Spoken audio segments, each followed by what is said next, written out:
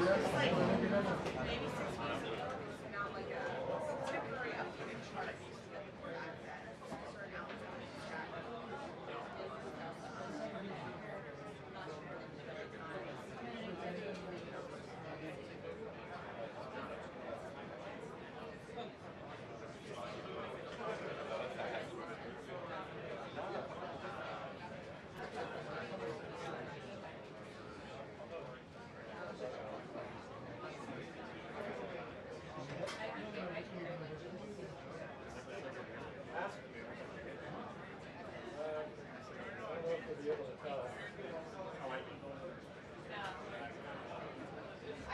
Wow, you can see the shutter anymore.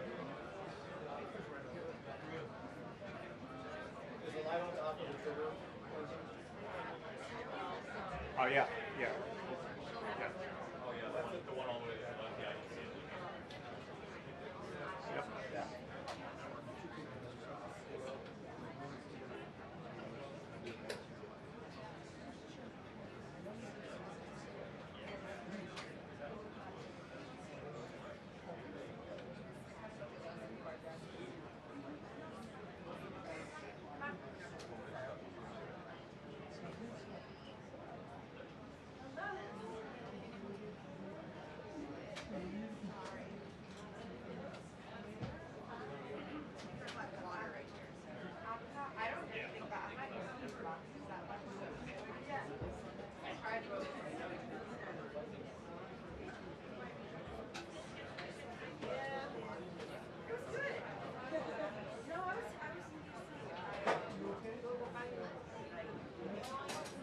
Okay, well,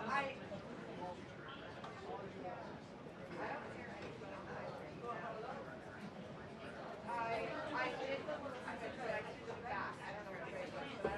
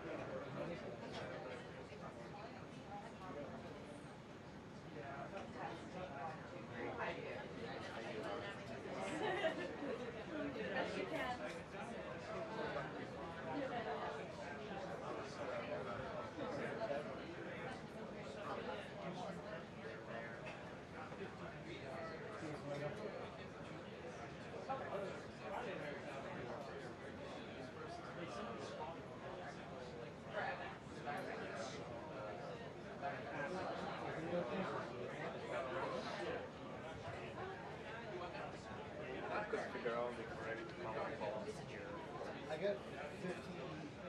got 51. So it's daylight. Yeah. No, we left it in London.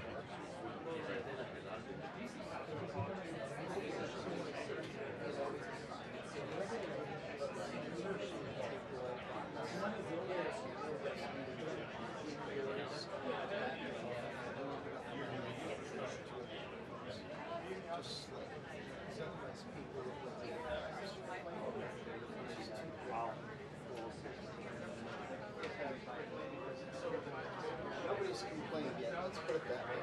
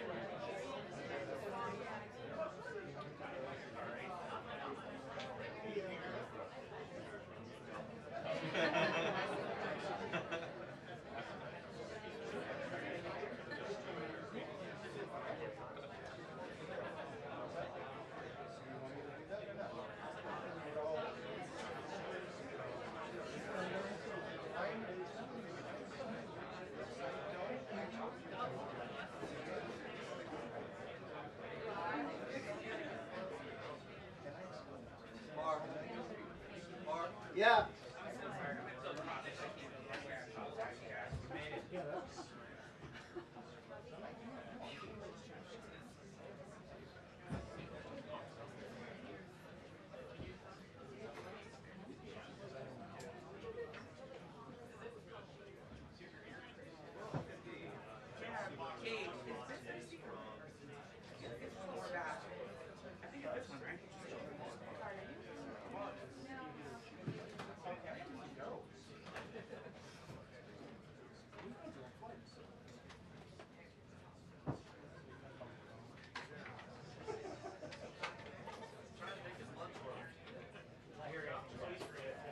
No dressing on my towel.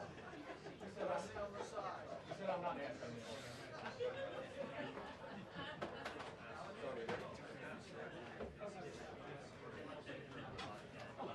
How are you?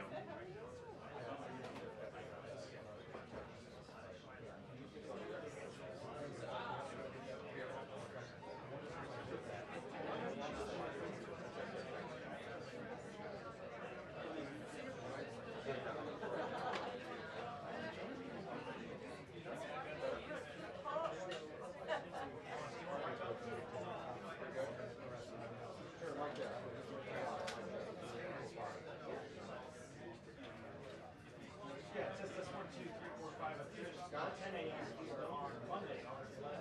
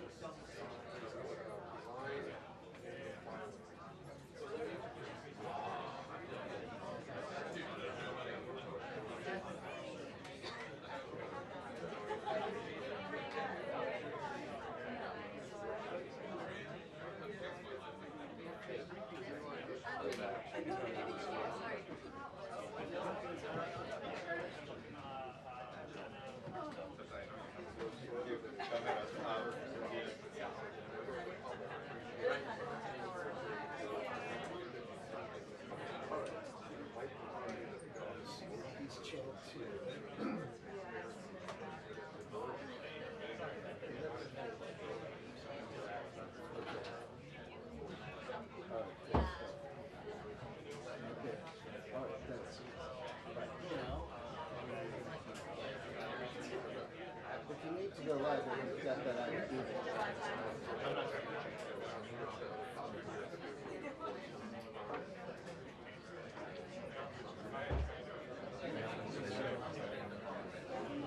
You need me where you need to?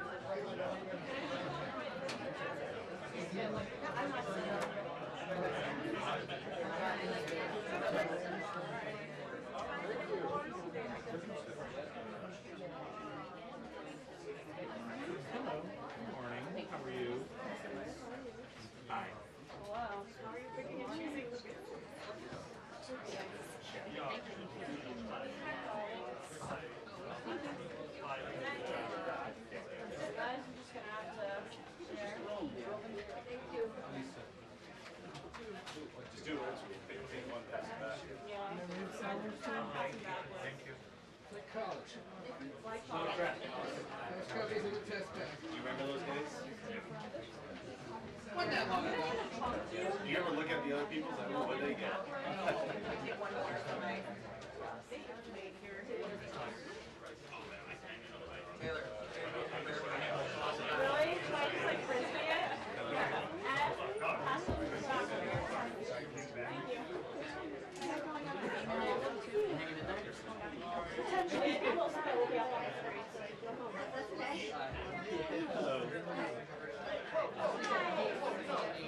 Yeah, they're being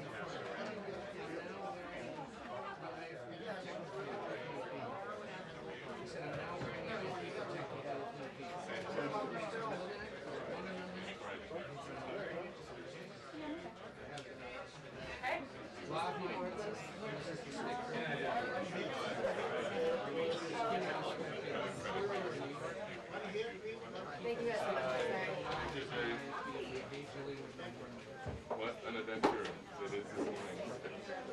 Thank you very much. Yeah, yeah, good. Hello. I'm fine. Will the president? Thank you very much.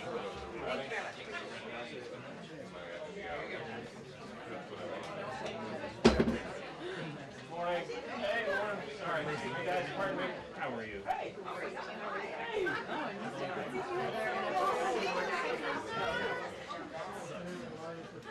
You can see.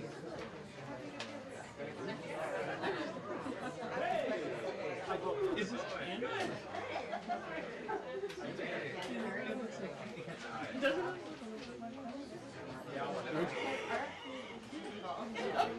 This is actually bridging lots of different stuff. Okay. It's synergy. Yeah, and then a large soda.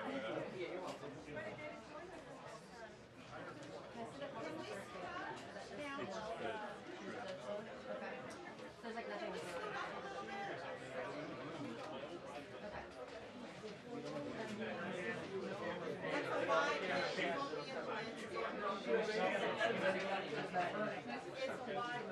It's just. This still try to be able to see the whole room. Thank you.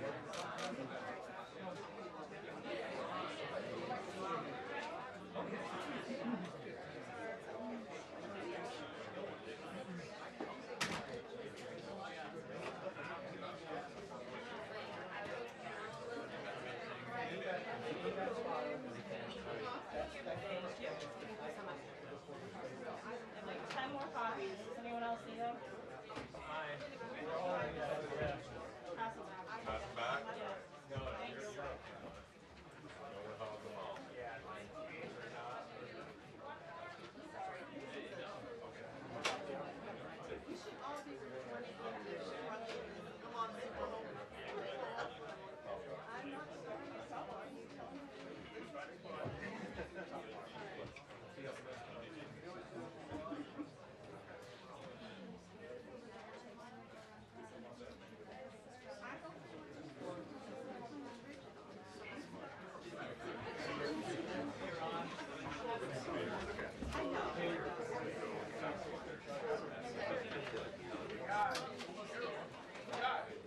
first time. What?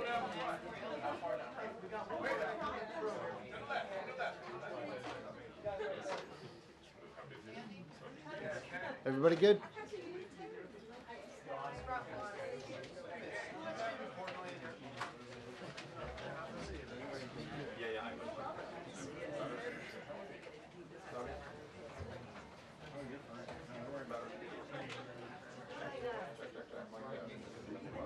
Everybody wave. Brother, 1, 2.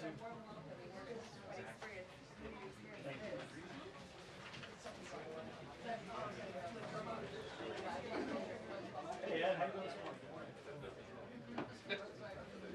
You're smiling. As well.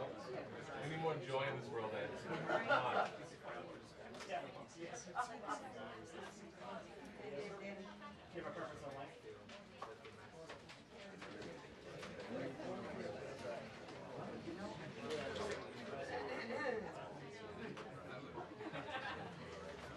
I will like it.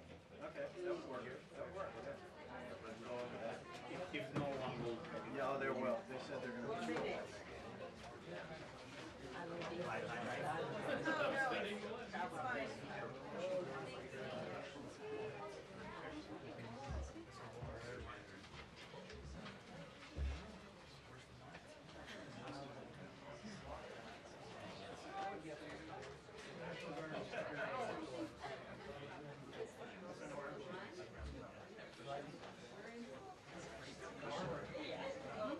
National Guard.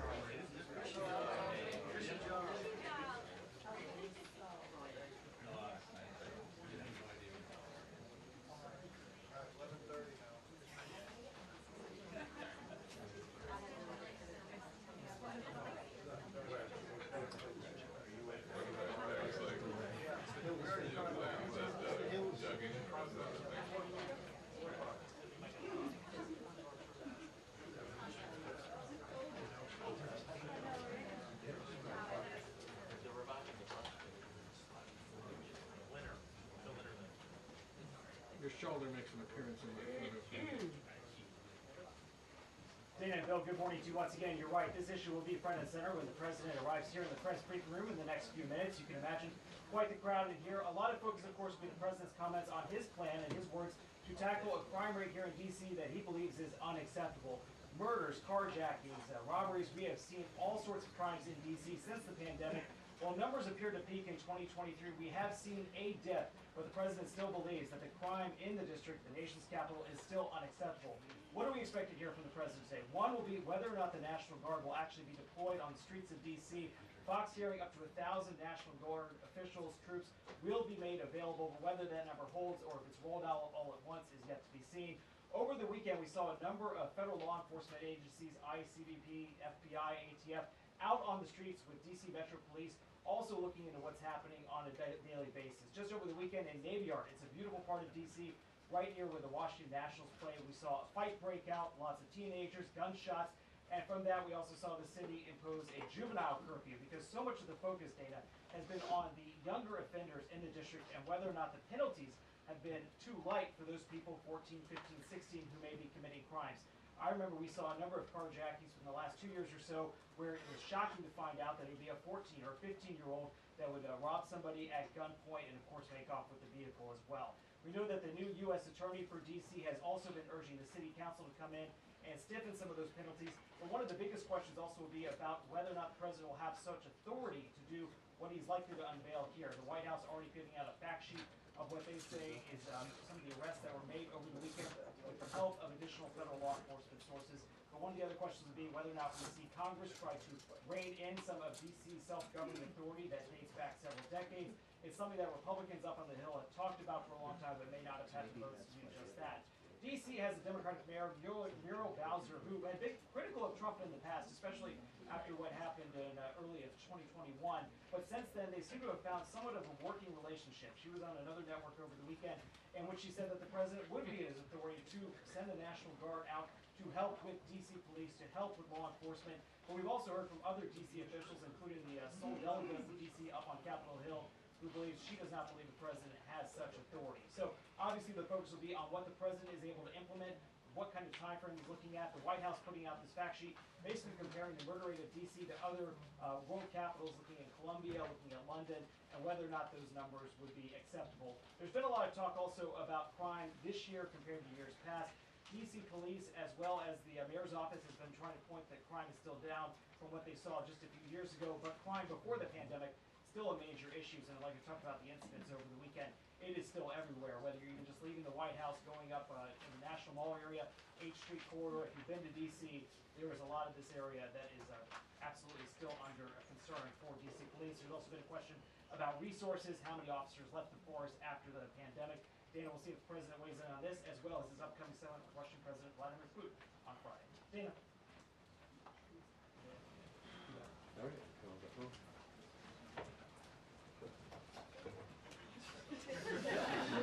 Thank you, guys.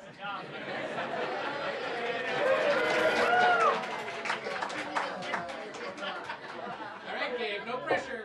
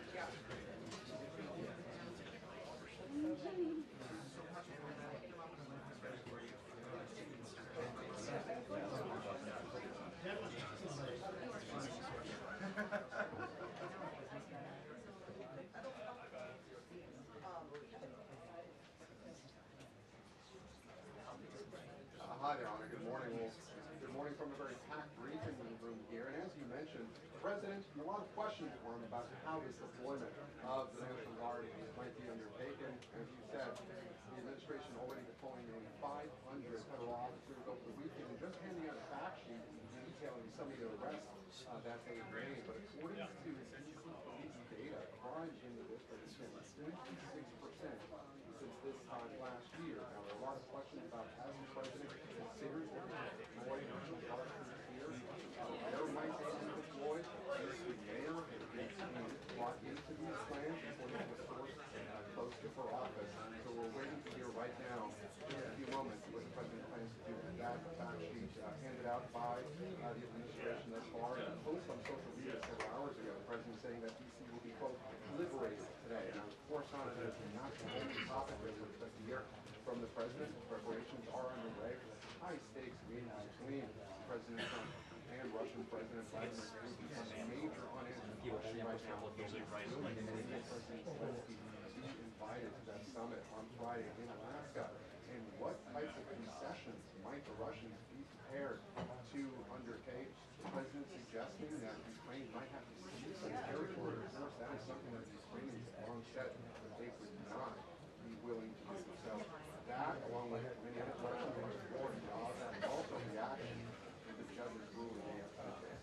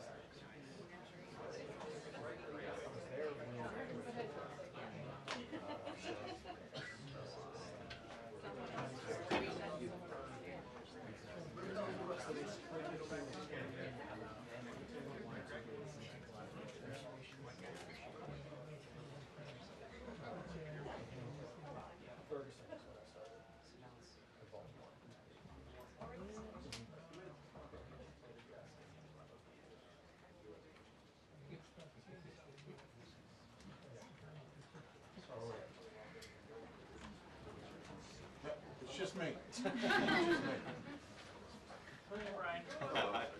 Do they look ready back there? Yeah. No.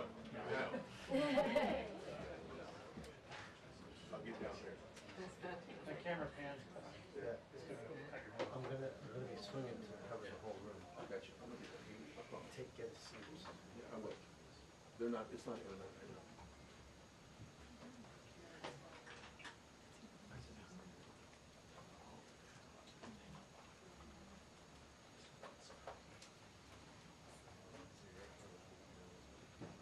I will get out of the way, I promise you. My big head's not gonna block any camera.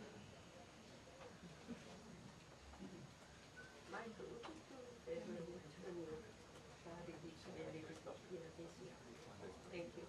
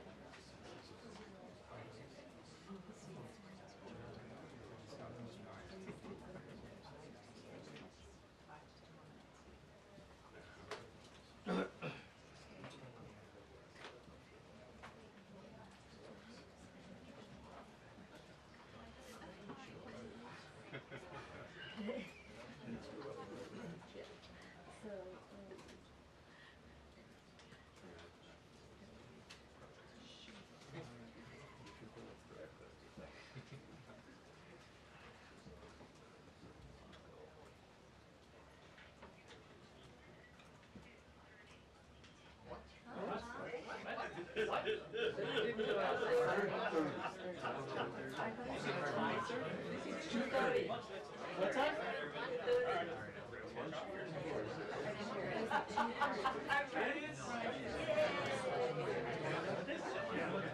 I'm sure. Man of the people.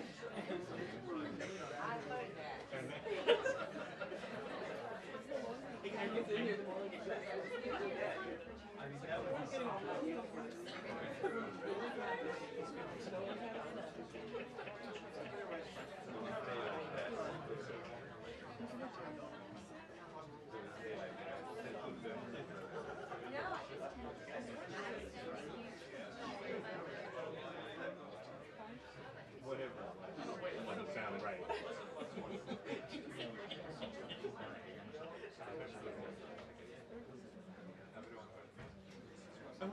All right. They made no official announcements, so I don't know whatever we heard didn't come from them. So it's still on standby. Thank you very much. Thank you. And everyone will love my second question today that I'm going to ask the president. They're going to love it. Everybody in there will love it. They'll applaud it. That's pretty cool. Whoa. But I was out. I didn't see it. There was literally something that went across the way.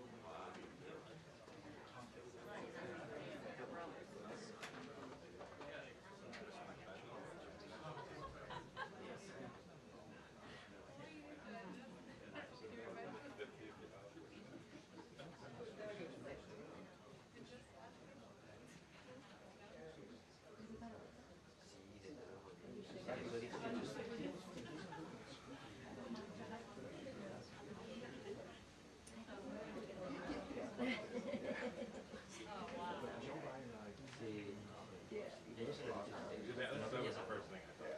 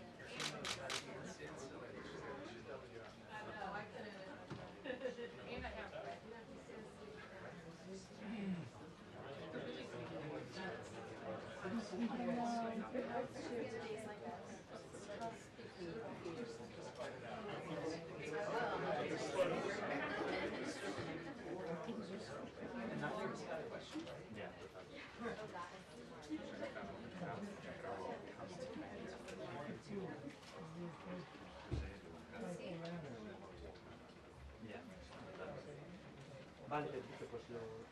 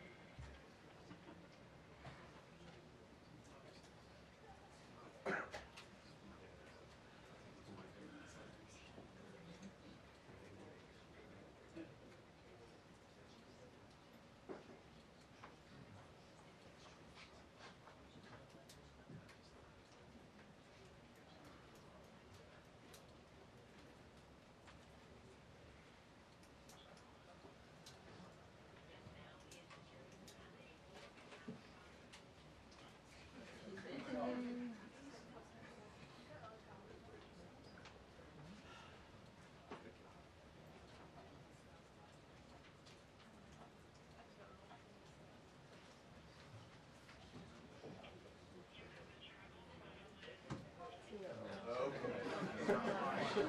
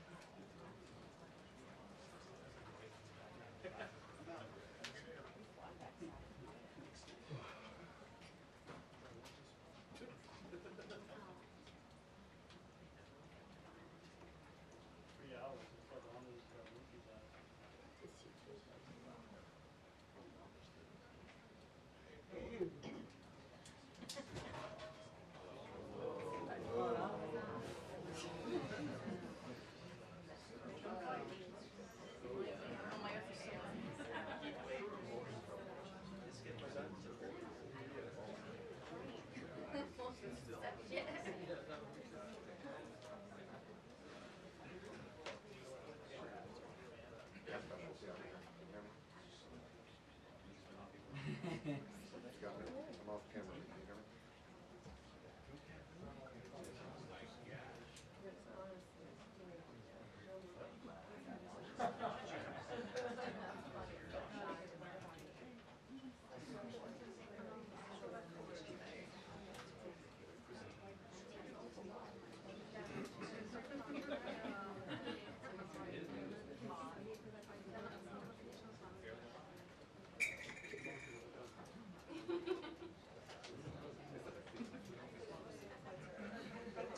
Yeah, check, mic test.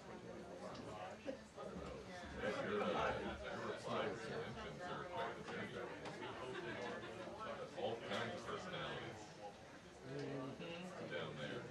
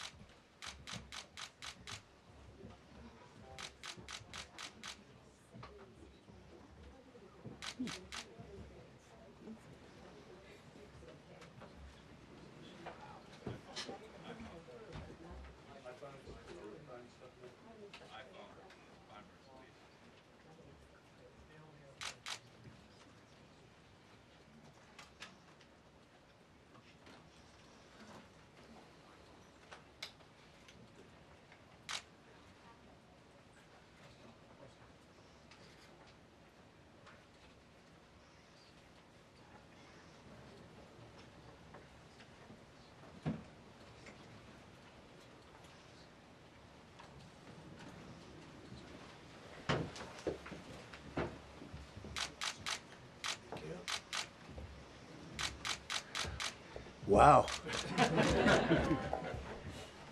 I've been up here a lot. I've never seen a crowd like this.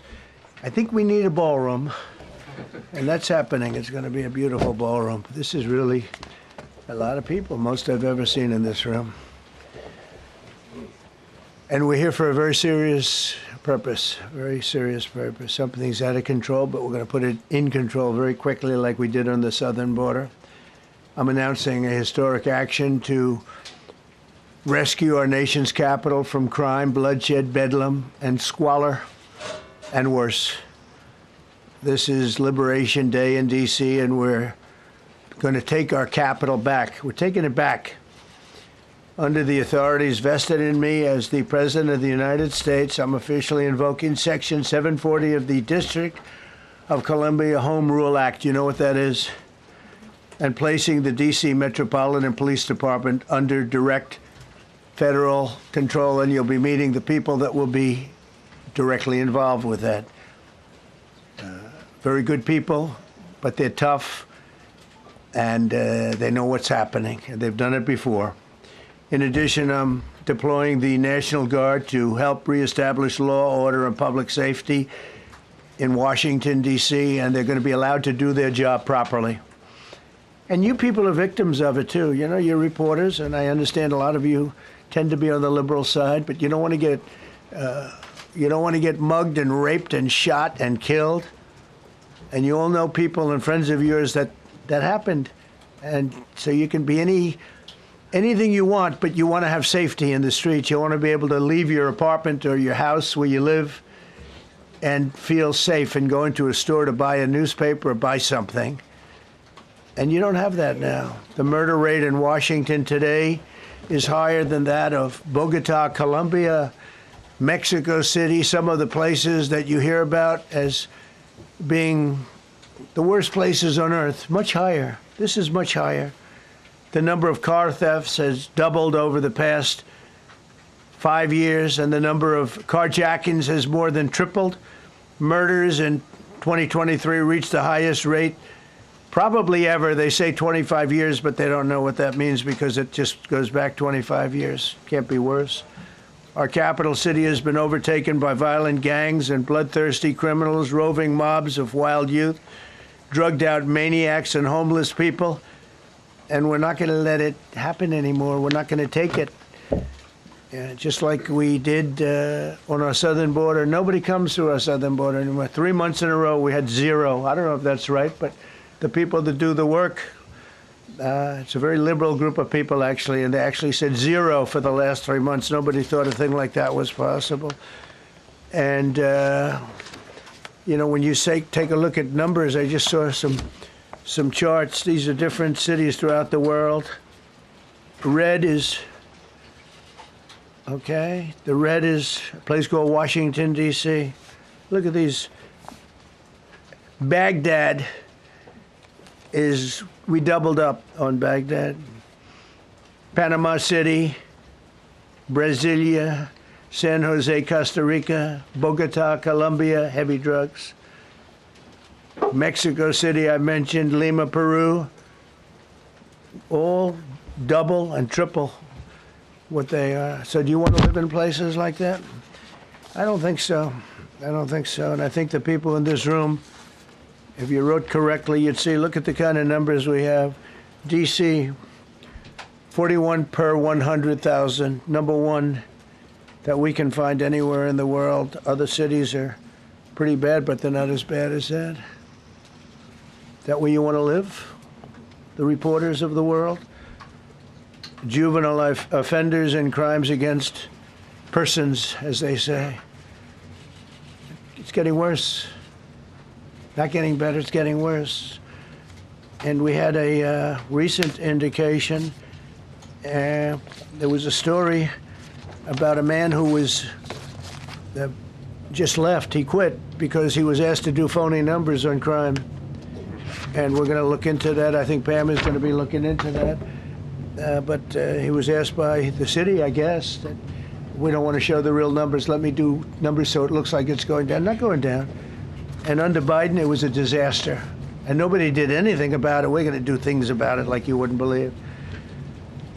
Every American has a constitutional right to be able to access and petition their government in safety, and countless federal officials and employees likewise have the right to carry out their jobs in peace without being shot. As you know, I lost a very good person a while ago, was shot waiting for his wife. He was in the car. They robbed his car. They shot him. They killed him like it was nothing to it. She was walking to the car. It's a horror show.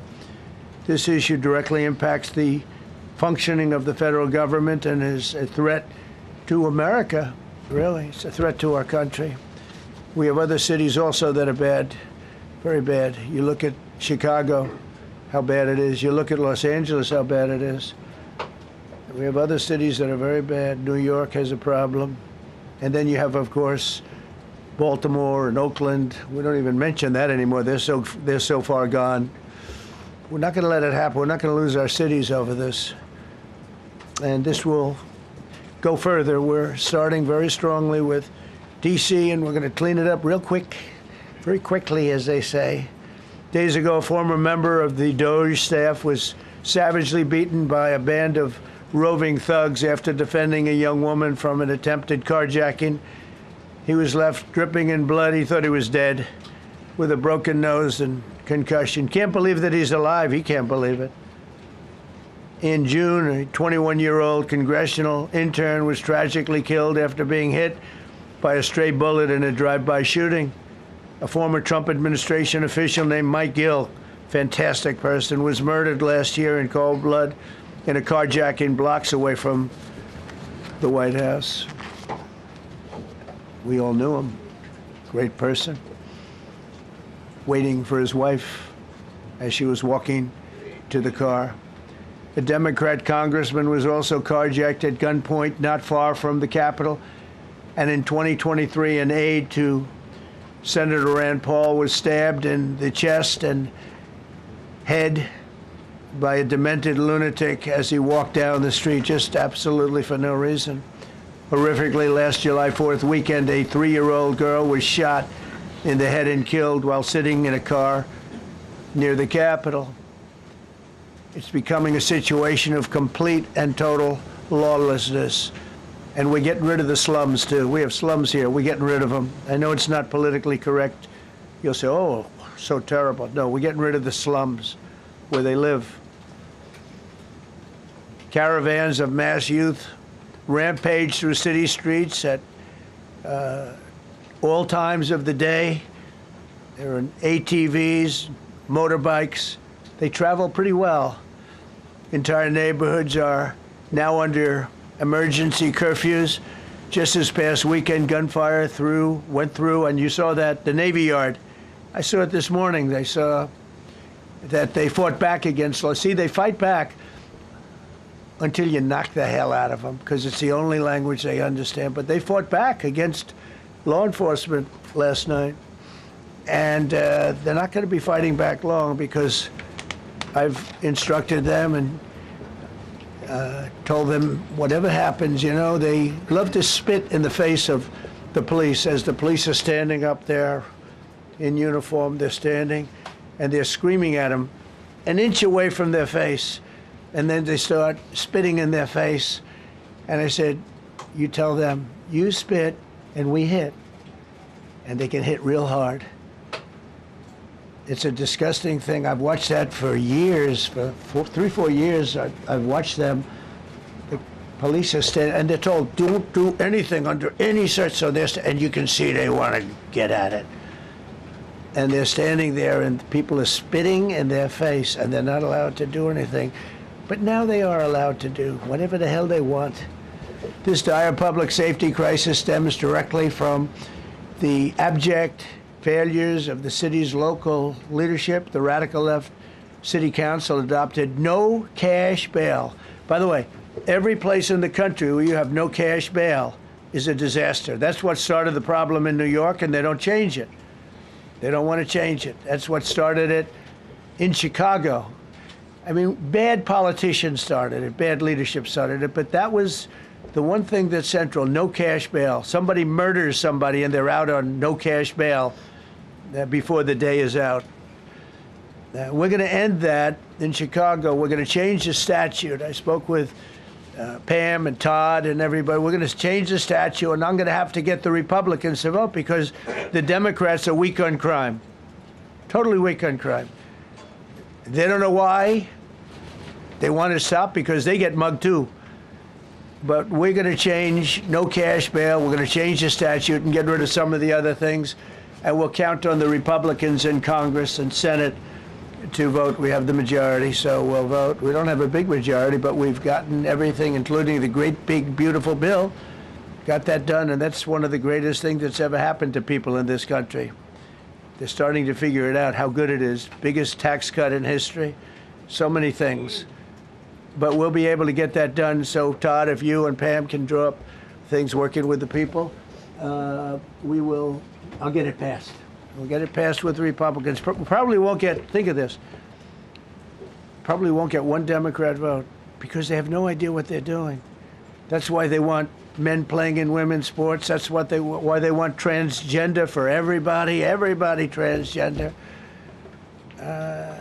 And they just got walloped in an election, in a landslide, and they haven't changed one thing. I saw the other day the certain gentleman who was a very well-known politician, Democrat, was fighting like hell that men should be allowed to play in women's sport. They just don't get it.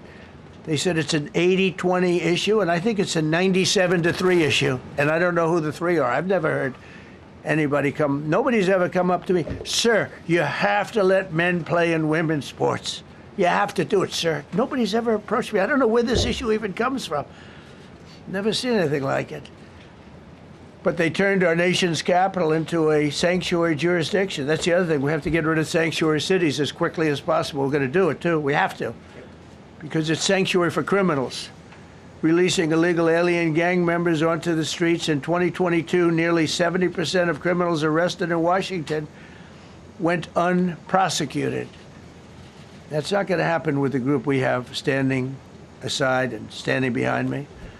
And at the Metropolitan Police Department, it's now reached a small number relatively compared to what it was, but it's thousands of people. You know, we have thousands of police. I was told today, sir, they want more police. I heard a number, 3,500 police. That's a lot of police. 3,500. I thought they were going to say, we only have 30 policemen or women. He said, we have 3,500. We need more. You don't need more. That's so many. I never heard. That's like an army. How could you need more than 3,000? It just happened 2 minutes ago. Sir, they've requested more police. Oh, what do they have? About 3,500. I said, 3,500? This is not a big area. It's ridiculous. What you need is rules and regulations, and you need the right people to implement them. And we have the right people here, that I can tell you. Look at the border. Biden said there's nothing you can do. Kamala was the border czar. She never called one of the Border Patrol agents who are great. ICE is great. Never spoke to anybody. Never went there. But she was the border czar. And everybody said it was impossible to fix. I fixed it in 3 months. No, really. I fixed it the first week, but really fixed it over the last couple of months. And I mean, literally to a point where, as I said, 0 illegals entering our country in the last 90 days. Pretty amazing. It's time for dramatic action. We're going to do the same thing over here. It's going to be a very safe city very soon. We're not looking to take years, because a lot of people die in years. And we've got incredible people in this country, except we have to allow them to do their job. And that we will deliver like nobody's ever delivered before. I actually think it's easy. You know, if you're competent, it's easy. If you're incompetent, it's impossible. But I'm very competent. Last week, my administration surged 500 federal agents into the district, including from the FBI, ATF, DEA, Park Police, the U.S. Marshal Service, the Secret Service, and the Department of Homeland Security. You know, a lot of nations, they don't have anything like that. They got some police, and they're rough police. They don't have DEA, ATF, FBI, Park Police, the U.S. Marshal Service, Secret Service, Department of Homeland Security. They got some police, but they're rough police, and they do their job. They don't have crime. We're not going to have crime either. They made dozens of arrests, and that's what starts to happen. Again, cashless bail. Watch what we do with that. Today, we're formally declaring a public safety emergency. This is an emergency. This is a tragic emergency. And it's embarrassing for me to be up here. You know, I'm going to see Putin. I'm going to Russia on Friday. I don't like being up here talking about how unsafe and how dirty and disgusting this once beautiful capital was, with graffiti all over the walls. It's another part of it, by the way, because we're talking about safety, but we're also talking about beautification. We have the most beautiful, potentially, capital in the world. We always had. But people come from Iowa, they come from Indiana, they come and then they get mugged. Not going to happen. Keep coming, because by the time you get your trip set, it's going to be safe again, and it's going to be clean very quickly. We're going to replace the medians that are falling down all over the roads. We're going to replace the potholes. We're going to put a nice new coat of asphalt over the top. No, we don't have to rip the road out and spend 7 years building a new road because they cut everything. Because some designers said, well, we need 1/4 of an inch more turn for safety reasons. No, we're going to do it right. We're going to get it done quickly. So today we're declaring public safety emergency in the District of Columbia, and Attorney General Pam Bondi, who's fantastic, is taking command of the Metropolitan Police Department as of this moment. And I'll be making the appropriate notifications to Congress and to the mayor, our new DEA administrator, who's one of the top in the country. He better be Terry. If you're not, I'm going to get rid of you so fast. Terry Cole. Terry, thanks. Very good. We just got him, most highly recommended person.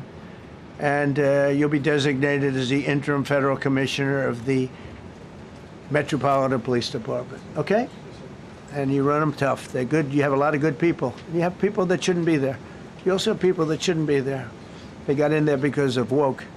But you have a lot of great police, and those people are the ones that want to help you. This city will no longer be a sanctuary for illegal alien criminals. We will have full, seamless, integrated cooperation at all levels of law enforcement, and we'll deploy officers across the district with an overwhelming presence. You'll have more police, and you'll be so happy because you'll be safe. When you walk down the street, you're going to see police, or you're going to see FBI agents. We're going to have a lot of agents on the street. You're going to have a lot of essentially military, and we will bring in the military if it's needed. By the way, we're going to have National Guard, but Pete Hegseth will tell you about it. We will bring in the military if needed. People say, "Oh, that's so terrible. He's going to bring in." It's been used many times over the years. I don't think we'll need it. I think we've got so many great people, including the people that are in the police department with proper leadership. They'll immediately begin massive enforcement operations targeting known gangs, drug dealers, and criminal networks to get them the hell off the street, maybe get them out of the country, because a lot of them came into our country illegally. They shouldn't have been allowed in. They come from Venezuela. They come from all over the world. We're going to get them the hell out. They won't be here long. But some of these people, a lot of them, are homegrown criminals. And these are bad people. These are rough people.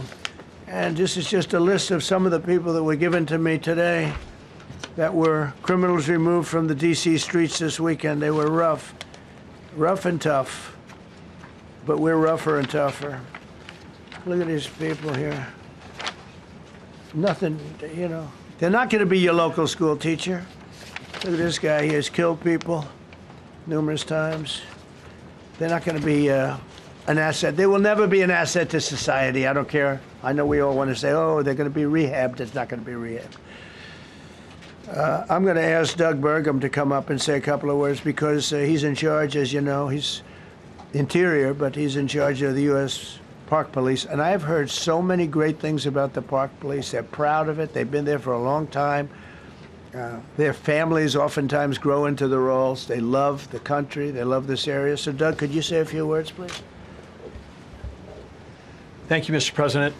On behalf of the U.S. Park Police, this is the oldest federal police force in the nation. They were formed in 1791 by none other than President George Washington. They've got the awesome responsibility of protecting our nation's most sacred monuments. The National Mall, Washington Monument, Jefferson Memorial, Lincoln Memorial, Statue of Liberty, and out west, the Presidio and the Golden Gate area. These folks have tens of millions of visitors a year, the kind of people that President Trump's talking about that come from around the country and around the world to see our sacred and learn about our history and our sacred monuments. They've been doing a fantastic job, but they are so pleased, the rank and file, that President Trump is now allowing them to enforce the law. As those of you that live in the city may know, that the circles and the triangle parks that are spread throughout D.C. are actually federal park property. So the U.S. Park Police also have responsibility for that. These became littered with homeless camps under the Biden administration. All of you saw that. Since President Trump's executive order on March 27th, making D.C. safe and beautiful again, the U.S. Park Police have removed over 70 homeless camps. And President Trump also talked about beautification. They're stopping and enforcing the laws against graffiti on our monuments. They've removed over 80 specific attacks against our history with graffiti on our monuments. So they continue to do a great job, whether it's in their vehicles, on foot, or on the mounted police that you see around the National Mall. And President Trump, they thank you. The rank and file is so happy to be enforcing the law again. Thank you for your leadership. And they're excited about the announcement you're making today. Thank you. Very good. Great job you're doing. Thank you very much. Pete, could you say something about the military, if you would? Well, Mr. President, it's an honor to be here.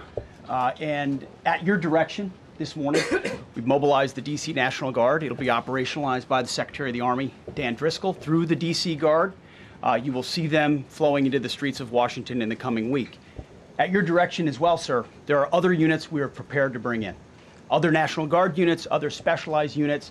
They will be strong, they will be tough, and they will stand with their law enforcement partners. This is nothing new for DOD. As the President noted, at the border, we've got 10,000 troops down there who've been operating in defense cooperation areas, defense zones, where there's zero illegal crossings because of troops on strikers scanning the border. We've been protecting other people's borders for 20 years. It's about time we protect our own, and we're working with ICE and CBP. In Los Angeles, we did the same thing, working with the California National Guard, working with ICE officers. ICE officers deserve to do their job and not be attacked. We will work alongside all D.C. police and federal law enforcement to ensure this city is safe, this city is beautiful. And as I always say about President Trump to the troops, he has their back. And my message to the National Guard and federal law enforcement in Washington is, we have your back as well. Be tough, be strong, we're right behind you. Thank you, Mr. President. I'm going to ask Pam, because she's now, as you heard me say, she's really in charge of a lot of what we're talking about. She's done an incredible job. People are going to start to see the fruits of her labor. And Pam, maybe you could say a few words about what we're talking about here. Sure, President. Let me be crystal clear. Crime in D.C. is ending, and ending today. We are going to use every power we have to fight criminals here. President, thank you for caring about our capital. Families come here every summer. Our museums are free. We have the National Zoo. We have the National Gallery. D.C. should be a place where everyone can come and feel safe. Behind me and to my side, we have some of the best career law enforcement and prosecutors in the country who are ready to take this on. As the President said, Terry Cole is going to be supervising the Metro Police Department. Gaddy Serralta, our U.S. Marshal, is going to be supervising command and control, the entire operation. Our Deputy Attorney General, Todd Blanche, and I will be working with them closely, along with our great FBI Director, Kash Patel. Kash is going to talk to you in a minute about what we did in Virginia recently with Governor Youngkin. Many of you covered that, and it was tremendously successful. Not only that, our secret weapon here in D.C. is U.S. Attorney Jeanine Pirro, one of the toughest prosecutors and a former judge, and she is going to be talking about juvenile crime, how it's out of control here, and what she's going to do to fight back. No more crime rampant in our beautiful capital. No more teenage girls beating a disabled man to death. No more of that. No more drive-bys. We're going to do everything we can. And working with the ATF Director Driscoll and Commander of the Army, we're going to all work together. That's what we all do in this room. We work together, we fight. Do not underestimate one person in this room. We're going to make D.C. beautiful. We're going to make D.C. safe again. One other thing, just at the wharf a few days ago, the area of the wharf, Terry Cole reached out to me, not even nightfall, on the weekend, where so many families in tourists go. A guy's overdosing from fentanyl on a park bench in the middle of families around. They administered Narcan and saved his life. No more of that. The President of the United States is going to clean up D.C., and we're going to be there to help him, and we're going to be successful. Thank you. Thank you, Ben. Cash, talk about Northern Virginia, if you would. Northern Virginia, we had a big success. Thank you, Mr. President. Thank you, Attorney General Bondi, for your leadership, Deputy Attorney General, and the rest of our interagency partners. Mr. President, the following is what happens when you let good cops be cops, and I just want to highlight that before I get into Northern Virginia. This year alone, under President Trump's administration, we've had over 4,000 child victims identified and found. That's a 33% increase from the same time period last year. 33% increase. We've had a seizure of 1,500 kilograms of fentanyl up to this date. That is a 25% increase since the same time period last year. And just to put it in perspective, 1,500 kilograms of fentanyl is enough to kill 115 million Americans. 115 million Americans. Cops are getting after it. The FBI has arrested 19,000 people this year alone. Thanks to President Trump's administrations, that's double than where we were this time last year. And we have also arrested 1,600 people who have committed violent acts against children. 270 of them are human traffickers of children. Mr. President, this is what happens when you have great leadership at the Attorney General with Pam Bondi, your administration's priority of protecting the homeland and protecting American citizens and protecting our children, and the murder rates are plummeting. We are now able to report that the murder rate is on track to be the lowest in U.S. history, in modern recorded U.S. history, thanks to this team behind me and President Trump's priorities. And how do we do it? And what are we going to bring to D.C.? What we did in Northern Virginia, thanks to Terry Cole and Governor Youngkin and the team, we stood up a task force out in my Northern Virginia field office, and we said, let's let good cops be cops, let's get them the intelligence and what they need, and let's get the red tape out of their way, and let's get DOJ partnered up with us to bring great prosecutions, and that's exactly what we did. In 1 month, we arrested 545 violent felons. 545 in the state of Virginia, thanks to Governor Youngkin's partnership. And that simplicity in law enforcement is what's coming to Washington, D.C. When you let good cops be cops, when you give them the intel they need, when you work with our Homeland Security Task Force, when you work with Terry and Gaddy and I go way back to Miami, these guys are great leaders of the respective departments and law enforcement capacities. And when you have the DOJ and President Trump driving behind this mission, we are going to clean up Washington, D.C., and we're going to do it the right way, the lawful way, and we're going to make sure Washington, D.C. is safe again. Thank you, Mr. President. Thank you, Attorney General. Thank you very much. Good job. Thank you, Cash. So the process begins right now. It actually started over the weekend, and we confronted a lot of very bad people. But it's going to be something that will be pretty amazing to you as you watch it. And I think most of you say it's a beautiful thing to do it right. We're going to be removing homeless encampments from all over our parks, our beautiful, beautiful parks, which now a lot of people can't walk on. They're very dirty, we've got a lot of problems. But we've already started that. We're moving the encampments away, trying to take care of people. Some of those people, we don't know how they even got there. Some of those people are from different countries, different parts of the world. Nobody knows who they are. They have no idea, but they're there. We're getting rid of the people from underpasses and public spaces from all over the city. There are many places that they can go, and we're going to help them as much as you can help. But they'll not be allowed to turn our capital into a wasteland for the world to see. The Metropolitan Police Department and the federal authorities will be supported in the effort, a really big effort, the 800 D.C. National Guardsmen that we'll put on, and much more if necessary, much more. You remember I said, I offered 10,000 once. Remember I said to a certain person, person who I thought always was highly overrated, not very competent, but I said, if you need them, we'll give you 10,000 of the military or the National Guard. They turned me down. But if necessary, we're going to move service members directly to joining the Guardsmen. and that'll take place very rapidly, and that'll be done in conjunction with Pam and with Pete and everybody else. Washington, D.C. should be one of the safest, cleanest, and most beautiful cities anywhere in the world, and we're going to make it that. We're going to make it safe. We're going to make it smart. We're going to make it beautiful, so beautiful. Some of the buildings, we're going to add to it. You see what we've done at the White House. White House is a whole different building. I do that in my part-time because it's a natural instinct as a real estate person. I was very good at that, and I was very good at fixing things up. I like fixing things up. You see what's happening. The marble floors are being reinstalled, renovated, fixed. The whole place is becoming very beautiful. We're going to be adding a magnificent ballroom, most beautiful ballroom, I think, anywhere. We need it. I would have certainly loved to have had it today.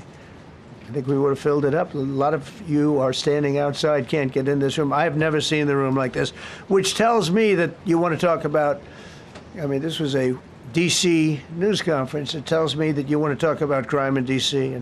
and beautification of D.C., but I'm going to put that's easy. And I think, frankly, fixing the crime with the pros, fixing the crime is easy, too. A person who I've known for a long time, and she's been incredible. She was a fantastic, one of the best ever district attorneys in New York. She was in Westchester, and she became a judge, very successful judge. And then she went into show business because she was such a good DA and such a good judge, tough judge, but fair, always fair. Nobody ever complained about that, but she was tough. And because of that and her reputation, she went into show business. So a lot of people don't, they think of Janine as show business. Actually, show business was not her thing. And she did great. She was on, along with a couple of other of my friends, on the #1 show. And she did great, but this is what she loves doing. This is really her baby. What she's going to do is going to be incredible.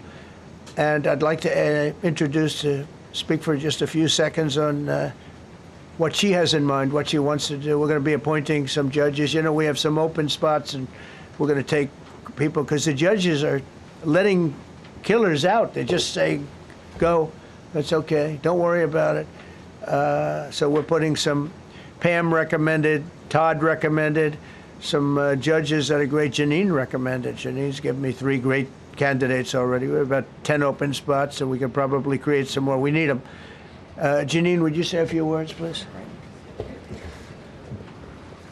Thank you very much, Mr. President, and thank you, Madam Attorney General, and to all my partners here. We all want the same thing.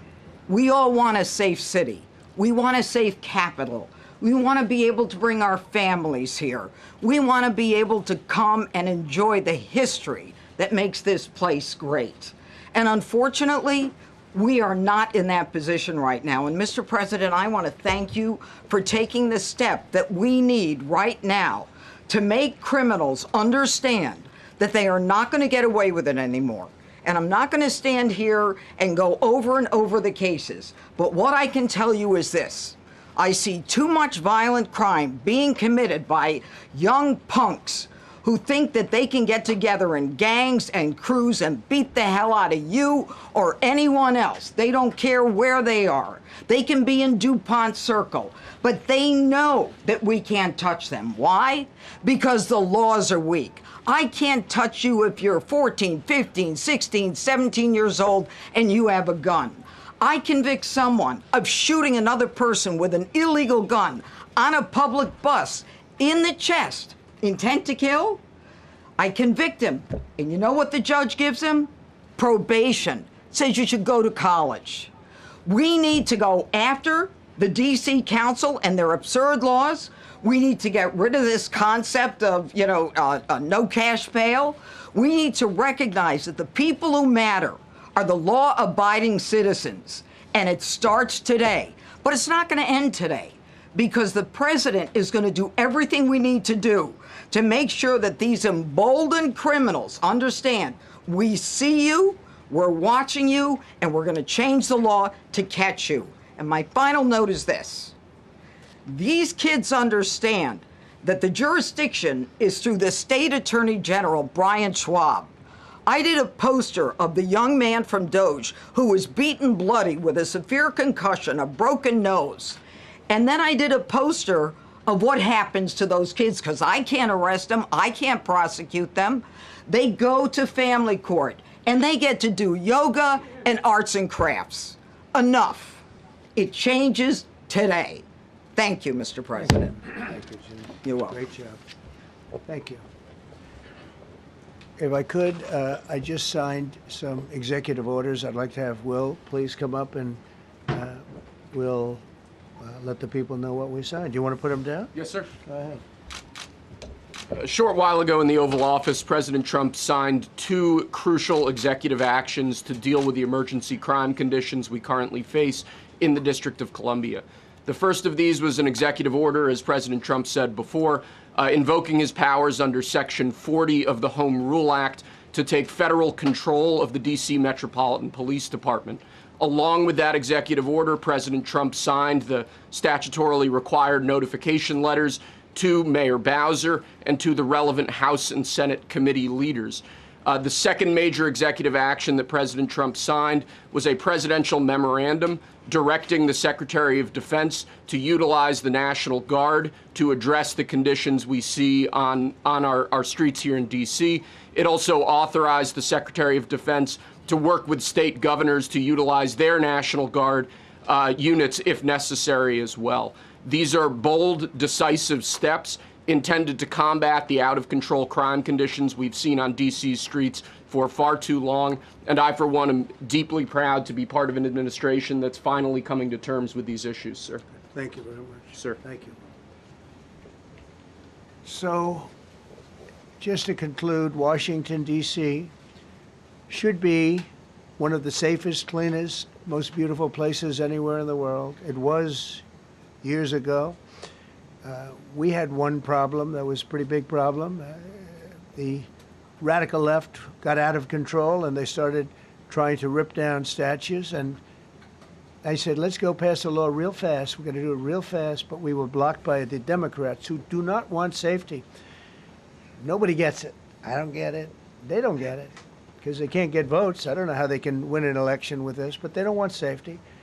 And I found an old statute, very old, early 1900s, that said if you so much as touch or even think about destroying a statue or a monument in Washington, D.C., you go to jail for 10 years with no probation, no anything. In other words, slightly different than we have today. Today we have cashless bail.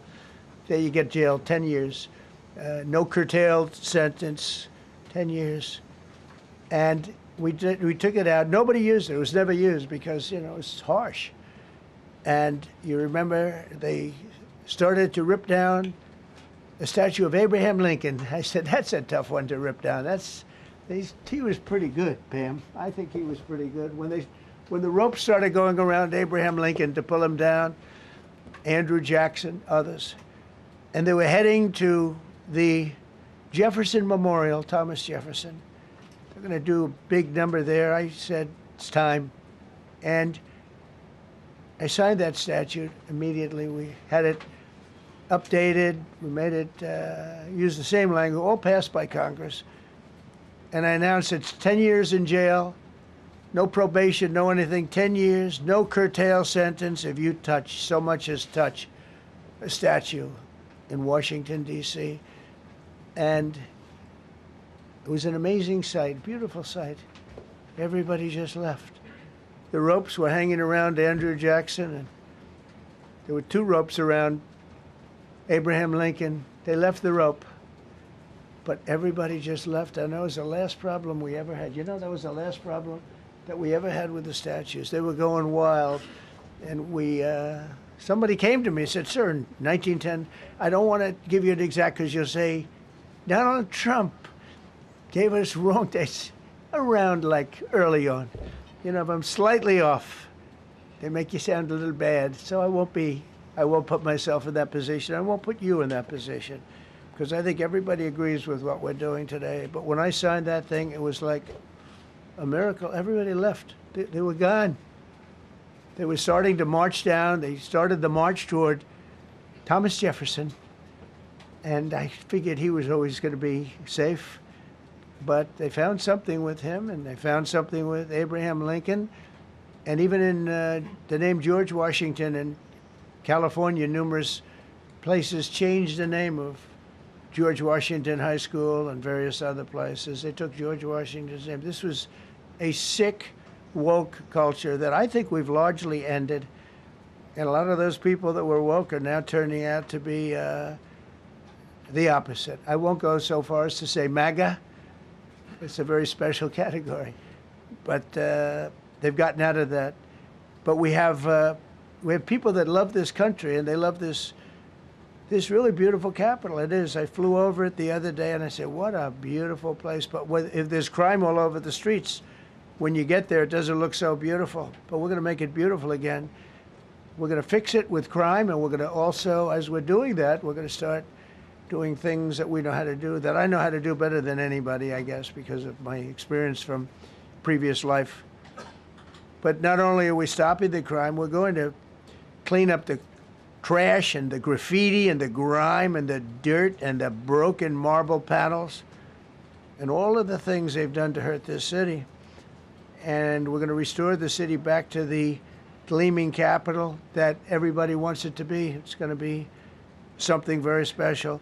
All of these people are really tough. Could I shake your hand, Gaddy, please? You're going to be so important here. You're going to be that guy. I hope I don't have to fire him in 2 weeks because he's too soft.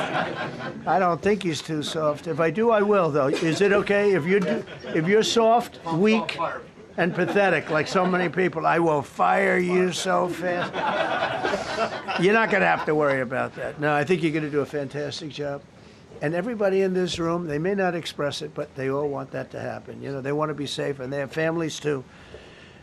So it's an honor to have such a large group. I've done this for years now, hard to believe.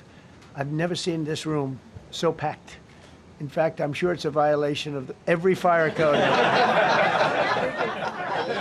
But we'll let you stay anyway. You're taking a chance. And with that, we'll say, maybe if you could, oh, wow. We could be here all day long. If we could keep the first questions, perhaps, to this subject, and then we'll go on to a few others. Please. Mr. President, thank you so much. Can you talk about how personal of an issue this is? You talked about flying over the Washington Monument and seeing the pride of what D.C. is, and do you believe that the status of the city, the cleanliness, the way that crime is low, is a direct reflection on how the country is run? Yeah, I do. I think the Capitol, look, everyone comes here. They're all coming. All the leaders, they're all wanting to come. And I say it, I've said it again, but I'm really just quoting other leaders from NATO, from the Middle East, King of Saudi Arabia, Qatar, UAE. I was over there. We brought back $5.1 trillion of investment into our country. But a month and a half ago, I was at NATO. We had a great thing. They agreed to put up 5% instead of 2%. 2% they didn't pay, 5% is already paid. We had a great meeting, and they all said the same thing. They said our country was dead. They thought our country was gone. 1 year ago, they said your country was dead. And now you have the hottest country anywhere in the world. We do. We have the hottest country in the world right now.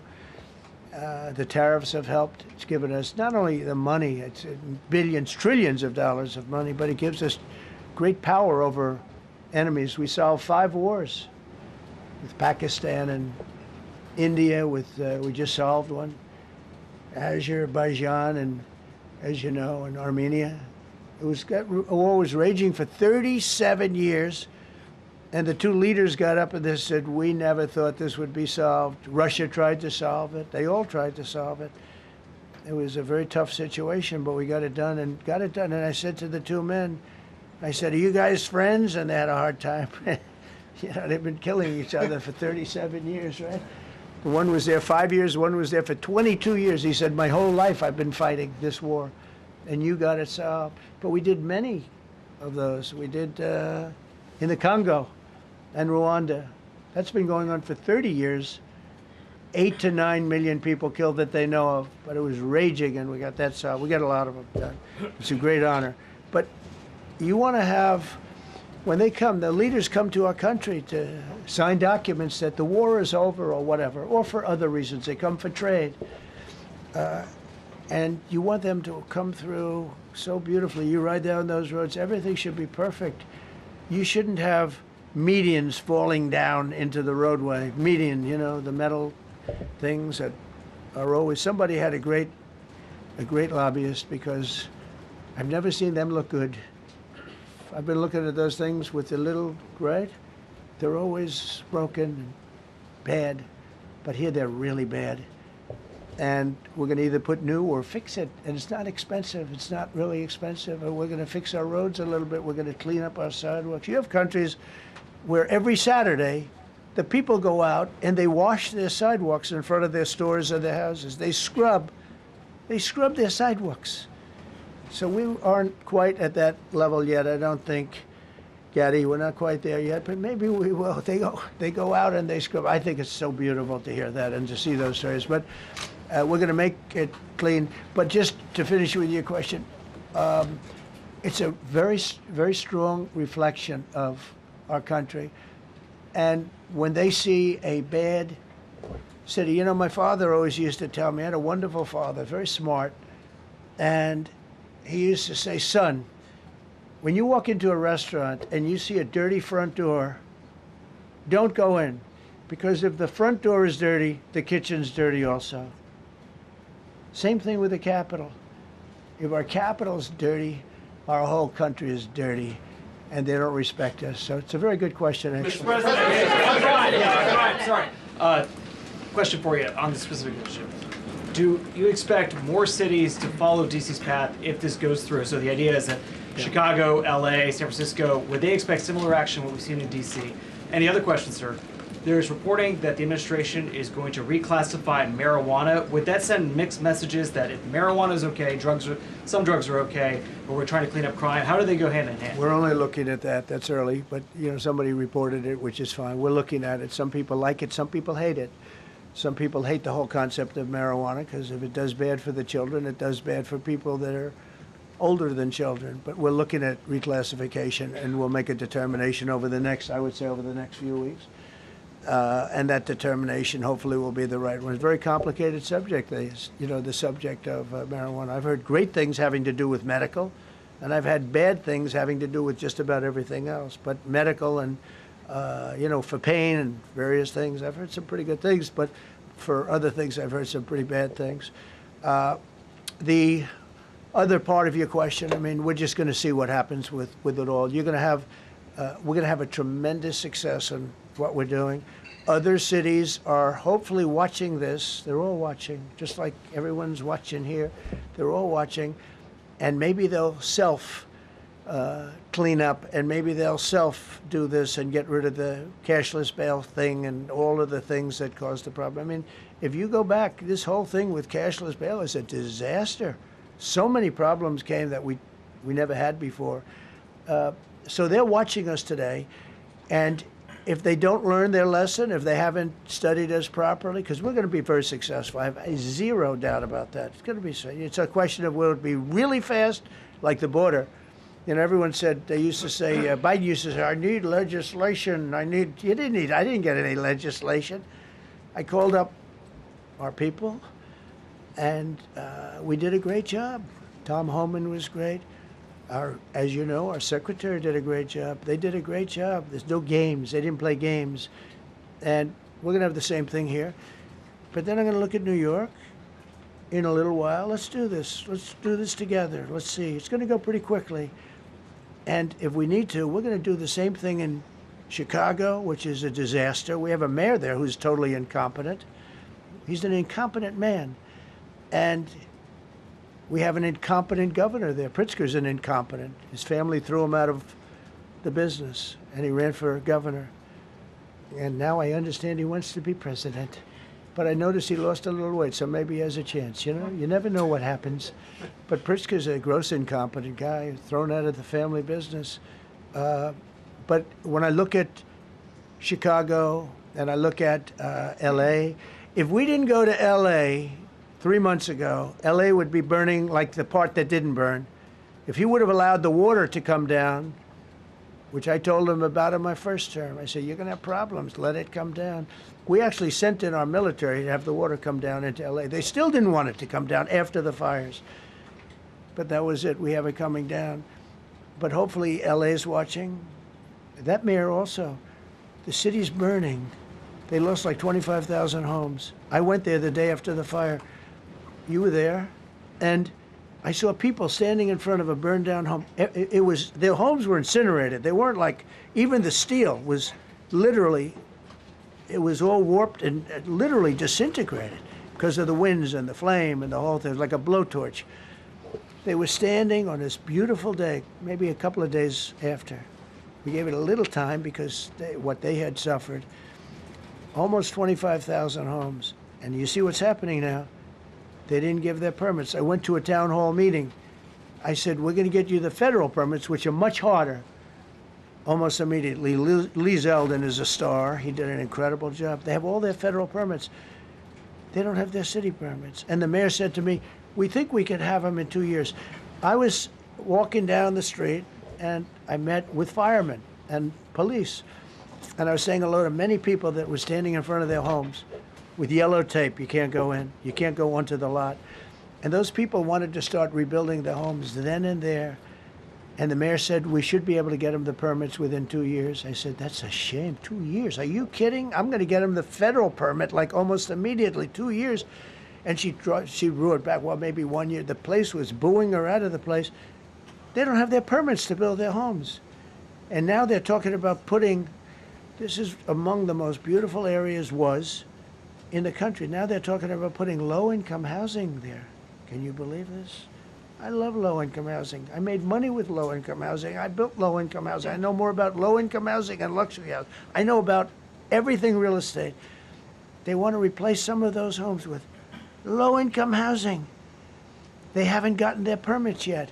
We've gotten all the federal permits, which are much tougher to get, and it was done almost immediately through Lee Zeldin and Federal Environmental.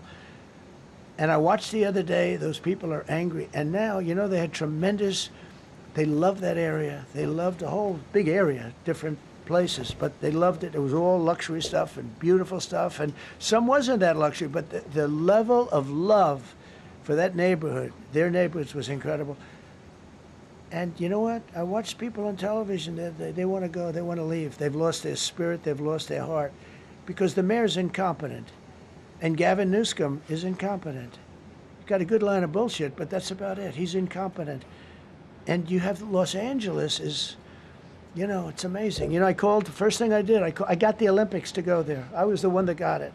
And by a rare thing that happened, I'll be the president. I was very upset because I got the Olympics there, and I said I won't be president when it comes. But bad things happened, and illegal things happened, really illegal things happened. Now it turns out one good thing was I'm going to be the president for the Olympics for 2050, for 250, which is going to be fantastic, and also for the World Cup. So we have a lot of good things, and I hope 250 is going to be the 250th anniversary is going to be the best. But when I looked at those people, and I saw last night on television that they still don't have their permits, it's a disgrace what's happened in Los Angeles. Yeah, thank you. The China tariff deadline is tonight. Do you plan to extend that?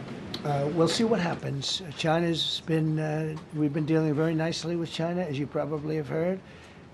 They have tremendous tariffs that they're paying to the United States of America. And we'll see what happens. They've been dealing quite nicely. The relationship is very good with President Xi and myself. President, you mentioned your upcoming meeting with President Putin. Can you tell us what you hope to get out of that and whether you'll consider inviting President Zelensky to join? So you have to understand, this is a war that should have never happened. This is a war that wouldn't have happened if I were president. It would have never happened. It was the apple of his eye. I got along very well with President Putin.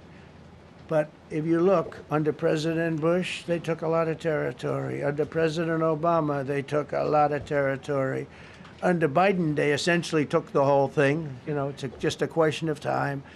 Under Trump, you know what they took? Nothing, nothing.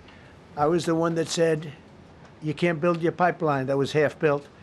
I came in, I stopped the pipeline. It's called called Nord Stream 2. Nobody knows that, you know. Nobody ever heard of Nord Stream 2. You might have not even heard it. Biggest pipeline in the world. I stopped it. I was not a friend of Russia, but I got along well with Putin. It's always good to get along with other countries if possible, but that doesn't mean you roll over like Biden did. Biden came in and he immediately approved the pipeline. I couldn't believe it. Then they say Trump wasn't tough on Russia. I wasn't tough. I was the toughest. Putin said, if you're not tough, I would hate like hell to see you. I stopped the biggest economic development job, the biggest job that Russia had ever built. I stopped it. It was dead. And this low IQ president came in and he let them build a pipeline and supply oil and gas all over Europe, you know. So this is really a feel-out meeting a little bit.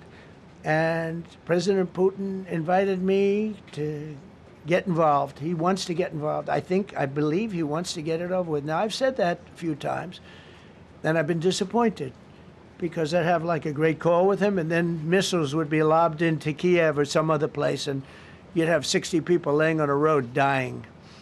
I said, that's cold, that's cold. But it's a violent war. 5,000 to 7,000 people a week are dying. And you know, there's nobody from here. They're all Russian and Ukrainian people, and some people from the cities, much smaller number, but still, those missiles do damage and they kill a lot of people, but mostly soldiers. And they're young soldiers, although in the case of Ukraine, they're getting much older. They're drafting 60-year-olds now. It's a terrible thing to witness, and I think I have an obligation. Look, this is Joe Biden's war. This is not my war. I made a deal with NATO a month ago. You covered it very accurately, actually. We don't pay anything anymore. You know, we're not paying anything. They are buying things from us, and NATO is paying us. I got it raised from 2% of GDP to 5%. And they're paying us for everything that we send. We're not paying. But Biden approved $350 billion. Europe has spent $100 billion. The money that's been spent and the death is incredible. It's the worst thing that's happened, by far the worst that's happened since World War II. So I'm going in to speak to Vladimir Putin. And I'm going to be telling him, you got to end this war. You got to end it. And he wasn't going to mess with me. This war would have never happened. You know, we had a discussion about it one time, and we never had that discussion again. Would have never happened. And when the election was rigged, and then Biden took office, which was barely took office, the auto pen took office, bad things started happening. Bad things, stupid things were said. And it ended up in a war. And you know, and I don't believe this will happen anymore because I have that pretty well covered. This could end up in a third world war. This could have been a third world war. I don't think that's going to happen now. But I thought it was very respectful that the president of Russia is coming to our country as opposed to us going to his country or even a third-party place. But I think we'll have constructive conversations. Then after that meeting, immediately, maybe as I'm flying out, maybe as I'm leaving the room, I'll be calling the European leaders who I get along with very well. And, you know, I have a great relationship, I think, with all of them. And I get along with Zelensky, but, you know, I disagree with what he's done. Very, very severely disagree. This is a war that should have never happened, wouldn't have happened. But I'll be speaking to Zelensky. The next meeting will be with Zelensky and Putin, or Zelensky and Putin and me. I'll be there if they need. But I want to have a meeting set up between the two leaders. I was a little bothered by the fact that Zelensky was saying, well, I have to get constitutional approval. I mean, he's got approval to go into war and kill everybody, but he needs approval to do a land swap because there'll be some land swapping going on. I know that through Russia and through conversations with everybody to the good, for the good of Ukraine. Good stuff, not bad stuff. Also, some bad stuff for both. So there's good and there's bad. But it's very complex because you have lines that are very uneven. And there'll be some swapping. There'll be some changes in land. And the word that they will use is, you know, they make changes. We're going to change the lines, the battle lines. Russia's occupied a big portion of Ukraine. They've occupied some very prime territory. We're going to try and get some of that territory back for Ukraine. But they've taken some very prime territory. They've taken largely ocean You know, in real estate, we call it oceanfront property. That's always the most valuable property. If you're in a lake, a river, or an ocean, it's always the best property. Well, Ukraine, a lot of people don't know that Ukraine was largely 1,000 miles of ocean. That's gone. Other than one small area, Odessa, it's a small area. There's just a little bit of water left. So I'm going to go and see the parameters. Now, I may leave and say, good luck, and that'll be the end. I may say this is not going to be settled. I mean, there are those that believe that Putin wanted all of Ukraine. I happen to be one of them, by the way. I think if it weren't for me, he would not be even talking to anybody else right now.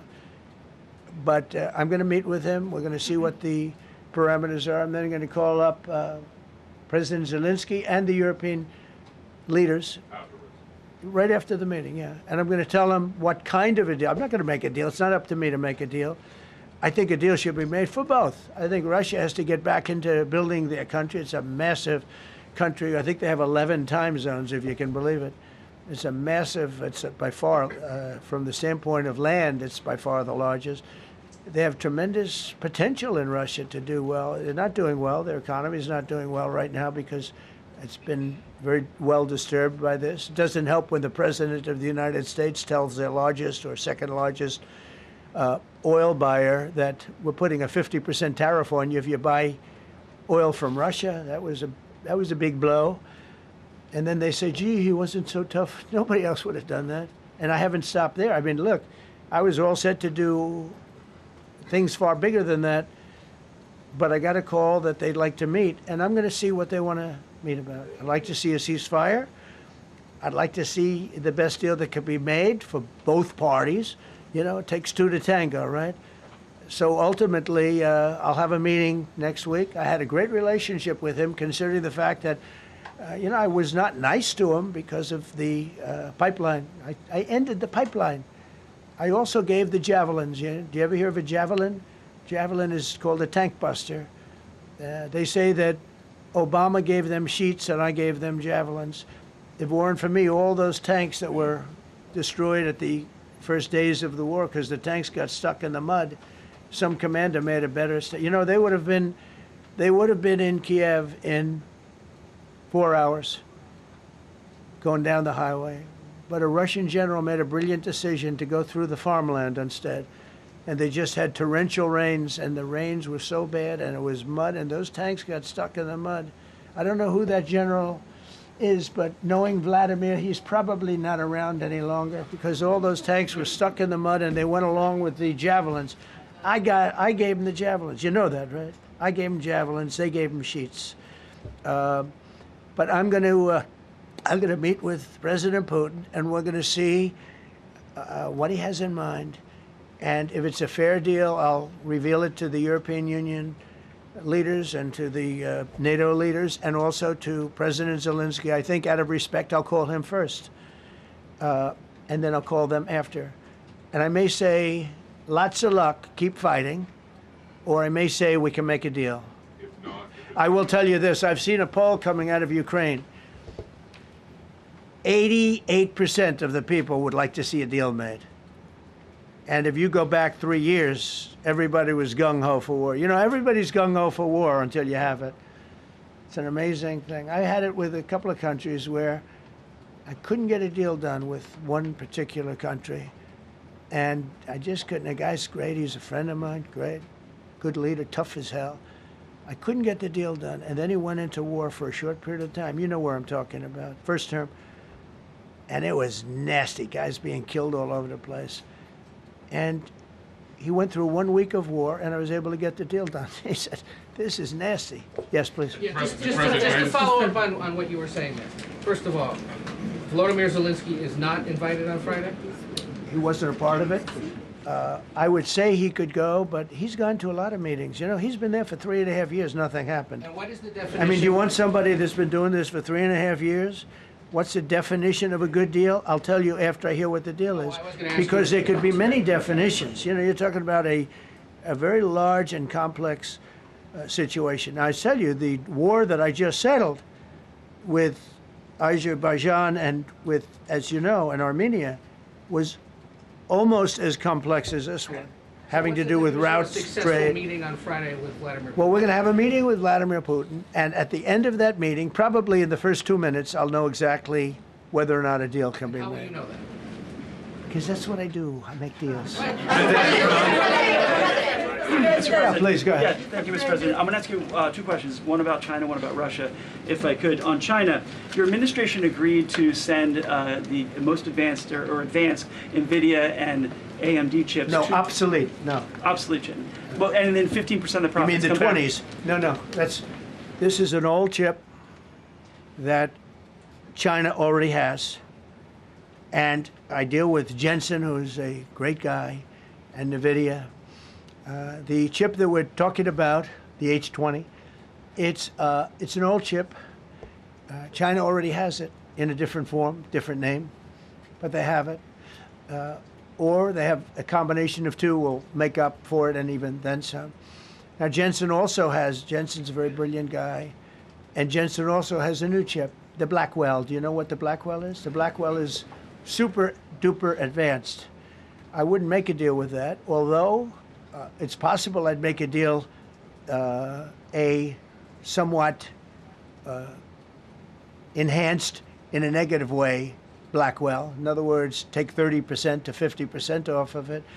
But that's the latest and the greatest in the world. Nobody has it. They won't have it for 5 years. But the H20 is obsolete. You know, it's one of those things. But it still has a market. So I said, listen, I want 20% if I'm going to approve this for you, for the country, for our country, for the U.S. I don't want it myself.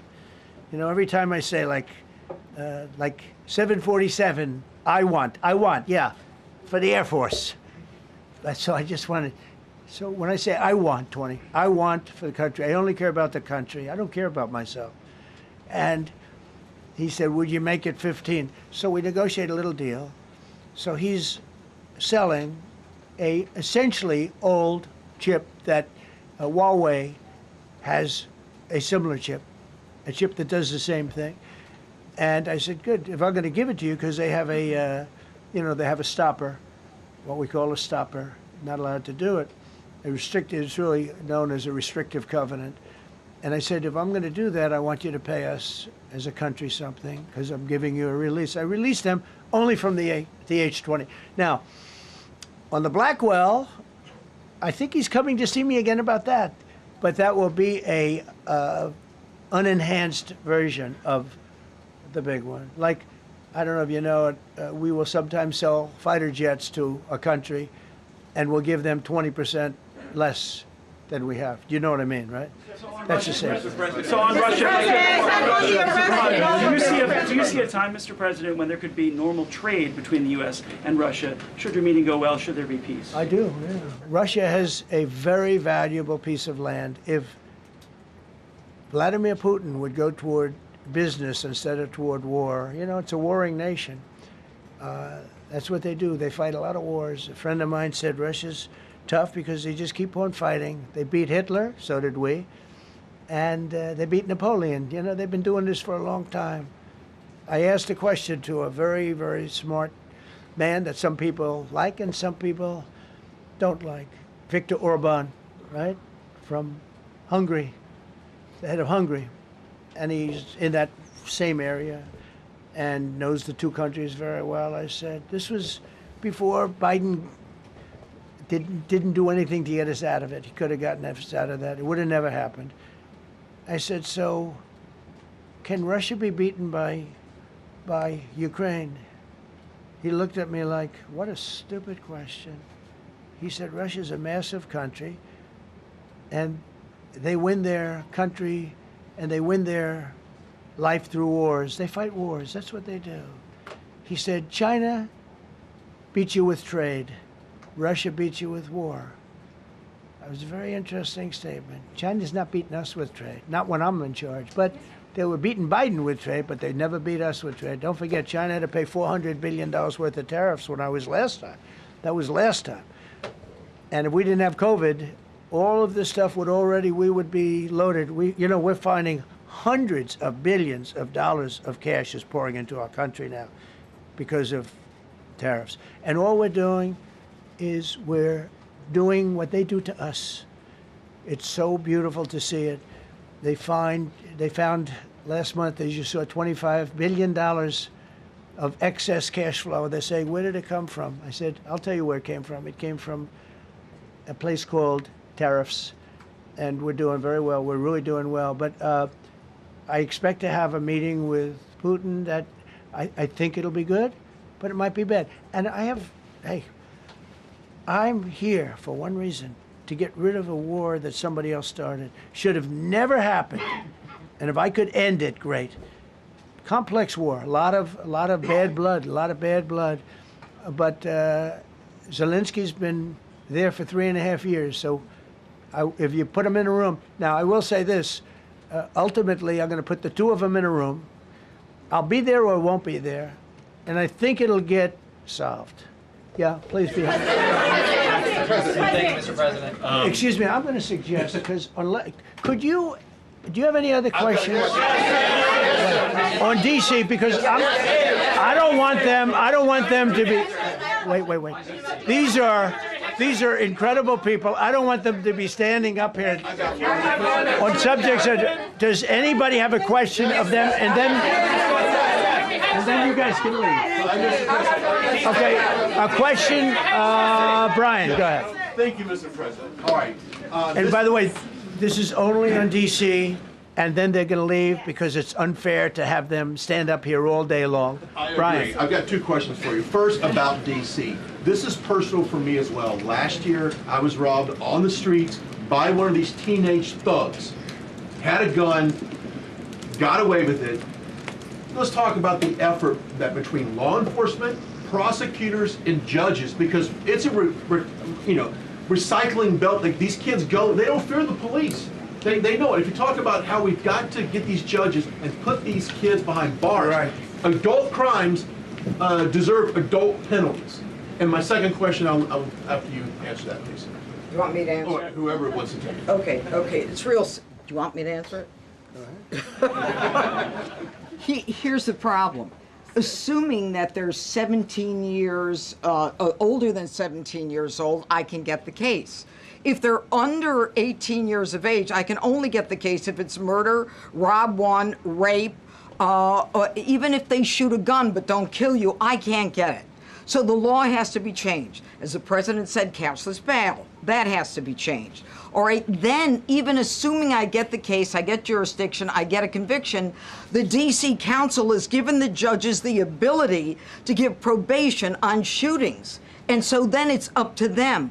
All of these things, the Youth Rehabilitation Incarceration Reduction Act, and now they want to seal records. So if we work hard, we get a conviction, they want to wipe it out. So that needs all to be changed. Okay, Mr. Question. Pam, would you answer that also?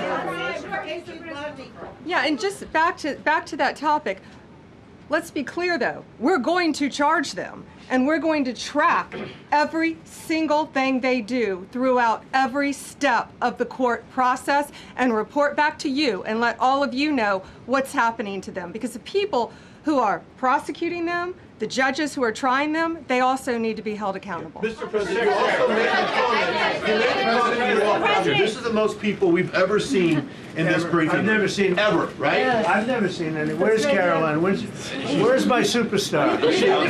Caroline. Is Caroline in the back? Where's Caroline? Come here, Caroline. Come here, Caroline. Come here. Is she doing a good job, by the way? Come here, Caroline. Is this the largest crowd that you've ever seen? This is definitely the most packed briefing, and I think all of you would agree. I think it's why we need to build a ballroom. Mr. President, I have a better idea. All right, Brian, go ahead. My question is this. You're building the big, beautiful ballroom. Yeah. Could we build a big, beautiful briefing room, updated technology, more seats? I don't want to do that. I don't want you to be comfortable. So no, I don't want to make life comfortable. So look. Let's just do this. Let's do this. It's going to be a big thing. We're going to Russia. That's going to be a big deal. What happens, happens. I'll let you know what happens. You'll be the first to know. I'll be calling the European leaders. I'm going with totally, I mean, we have a lot of talks. They're great people. They're great leaders, actually, and they want to get back. Honestly, as one of them said, I've OD'd on trying to settle Ukraine. They've OD'd, meaning they've overdosed on the settlement of Ukraine. Not a nice expression, but boy, is it accurate. They're tired of it. They want to get back to spending money on their countries. You know, Biden gave them $350 billion. Europe gave $100 billion. It should be much more than that. Shouldn't have been that kind of, they should have had equalization, but they didn't. But you know what? Still a lot of money. They want to get back to building their own countries. They really want it resolved. My relationship with the European leaders, as you saw, is extremely good. It's perfect. It's beautiful. Wait. And we're going to try. I'll be in touch with them. I have 5 of them call me. You think it's easy? There are a lot of European leaders, but they rely on me. Very much rely on me. If it wasn't for me, this thing would never get solved until the last person breathing is dead. Would you talk to them before? Mr. President. Yeah, I did. I'm talking to them right now. So I'm talking to the European leaders. I'll be talking to President Zelensky. I'm going to get everybody's ideas. I go into that thing fully loaded right up there, and we're going to see what happens. Now, I think one of 2 things is going to happen. It's going to be a good meeting, and we'll go a step further. We'll get it done. I'd like to see a ceasefire very, very quickly. Very quick. I'd like to see it immediately, but I'd like to see it very quickly. And we're going to be dealing with the European leaders, and we're going to be dealing with President Zelensky, and hopefully we're going to have a great success. As far as this, what we did today, and I think you were here for D.C. more so than even Russia, because Russia will be, you know, we have a couple of days to go. But the Russia is going to be very interesting. But to me, what is very exciting, and we're going to take back our capital. We're going to make it beautiful again, but we're going to make it, more importantly, safe again. It's going to be so safe. It's going to be a model. And then we'll look at other cities also. But other cities are studying what we're doing. And you have some capable people in other cities. They can do it too. But we have a great group of professionals. We're going to have a safe, beautiful capital, and it's going to happen very quickly. Thank you all. Thank you all very much. Will the Justice Department appeal the Epstein decision today, Mr. President? How long will the takeover of DC police last? We'll see you guys tomorrow. We'll have another briefing. We'll see the National Guard on their streets. All of them. Will we get more prisons out of this, sir?